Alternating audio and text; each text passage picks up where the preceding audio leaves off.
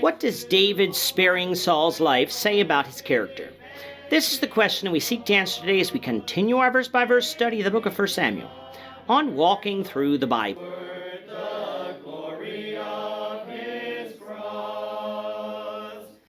Today we're going to be discussing 1 Samuel 26, verses 13 to 25. Before we do that, let's read the passage. If you have a Bible with you, turn to 1 Samuel 26, verse 13.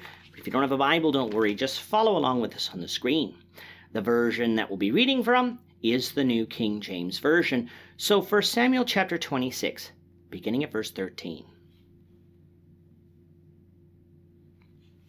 Now David went over to the other side and stood on the top of a hill afar off, a great distance being between them. And David called out to the people and to Abner the son of Ner, saying, "Do you not answer, Abner?" Then Abner answered and said, "Who are you calling out to the king?" So David said to Abner, "Are you not a man? And who is like you in Israel? Why then have you not guarded your lord the king? For one of the people came in to destroy your lord the king. This thing that you have done is not good. As the Lord lives, you deserve to die, because you have not guarded your master, the Lord's anointed. And now see where the king's spear is, and the jug of water that was by his head." Then Saul knew David's voice and said, "Is that your voice, my son David?" David said, "It is my voice, my lord, O king." And he said, "Why does my lord thus pursue his servant? For what have I done, or what evil is in my hand? Now therefore, please let my lord the king hear the words of his servant. If the Lord has stirred you up against me, let him accept an offering. But if it is the children of men, may they be cursed before the Lord, for they have driven me out this day from sharing in the inheritance of the Lord, saying, 'Go serve other gods.' So now do not let my blood fall to the earth before the face of the Lord. For the king of Israel has come out to seek a flea, as when one hunts a partridge in the mountains." Then Saul said, "I have sinned. Return, my son David, for I will harm you no more, because my life was precious in your eyes this day. Indeed, I have played the fool and erred exceedingly." And David answered and said, "Here is the king's spear. Let one of the young men come over and get it.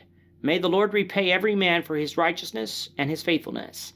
For the Lord delivered you into my hand today, but I would not stretch out my hand against the Lord's anointed. And indeed, as your life was valued much this day in my eyes, so let my life be valued much in the eyes of the Lord, and let him deliver me out of all tribulation." Then Saul said to David, "May you be blessed, my son David. You shall both do great things, and also still prevail." So David went on his way, and Saul returned to his place. In our last lesson, we had David still on the run from King Saul, and the Ziphites yet again giving up David's location to Saul. Saul, having repented of his vow not to kill David, pursues David to the wilderness of Ziph. While everyone was sleeping, David and Abishai enter Saul's camp. Abishai wants to take the opportunity to kill Saul, but David won't let him, for Saul is the Lord's anointed. Instead, David takes Saul's spear and jug of water. Why he did this is evident by what we just read, for when David had separated himself a long ways from the camp, David called out to Abner. Remember, it is the middle of the night. Abner had been asleep, and so he was probably a little disoriented when he responded as to who it was. And add to that the fact that there were no street lights, and it is quite obvious how come Abner didn't recognize David. David responds by questioning Abner's fitness to lead Saul's army, for he couldn't even protect Saul from his supposed enemies. And for that, under normal circumstances, Abner deserved to die, for his job was to protect the king. And just to prove that Saul's life had really been in danger, David told Abner that he had Saul's spear and water jug, the same ones that had been next to Saul. Now by this time Saul had woken up and recognized that it was David who was speaking. He called out to David to ensure that it was in fact him, to which David responded that there was. David asked the same question of Saul that he did in chapter 24, which is, what had he done to Saul to deserve such treatment? In saying this, though, David gives Saul two choices to consider. Was he pursuing David because the Lord had commanded him to do this? If such was the case, David would offer the appropriate offering to God in order to appease God's anger, thus relieving Saul of the responsibility of chasing David. Now, I don't believe that David believed that Saul was sent by God to chase him, but in getting Saul to consider this, had the ability to get Saul's conscience to convict him of sin. The second choice for Saul to consider was if he was chasing David because of the children of men had advised him to do so, and if that was the case, David called on the Lord to curse those who had advised Saul of such, for they had driven David away from his inheritance, basically being cast out of Israel and told to serve other gods. And of course, we know that it was Saul who determined to chase David, being helped in at least 2 instances by the people of Ziph. And so Saul's reaction to his being called out on this is such that he admits that he had sinned and acted like a fool in chasing after David. He also promises that he will no longer seek to harm David because Saul's life was seen as precious in David's eyes that day. We have heard Saul say words like this before and then revert back later, but based on the events of the final chapters of this book, it appears that Saul meant his words this time. He recognized that what he was doing was not from the Lord, and that it was ultimately going to lead to his death if he continued.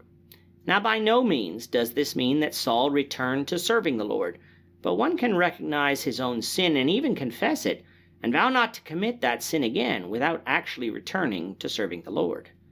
That is what Saul did here, for he recognized his sin against David, but didn't seek God's forgiveness in the matter too.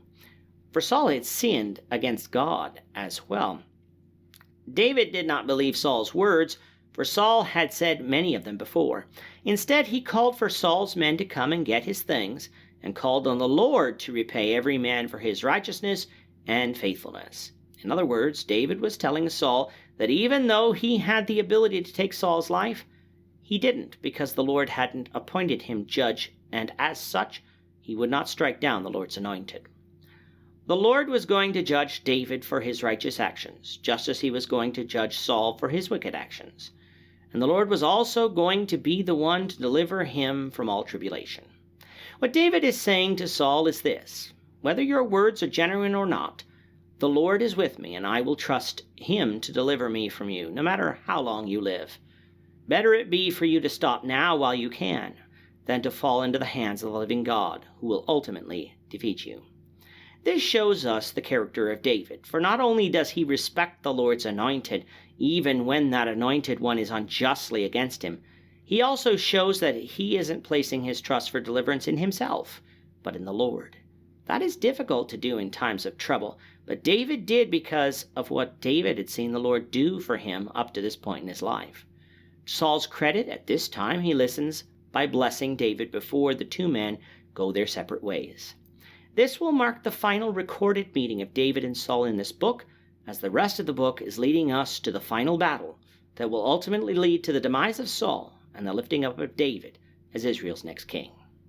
With that, our time is up for today. The Lord willing, we hope you'll join us for tomorrow's discussion of 1 Samuel chapter 27, verses 1 to 12, as we continue our walk through the Bible, one verse at a time.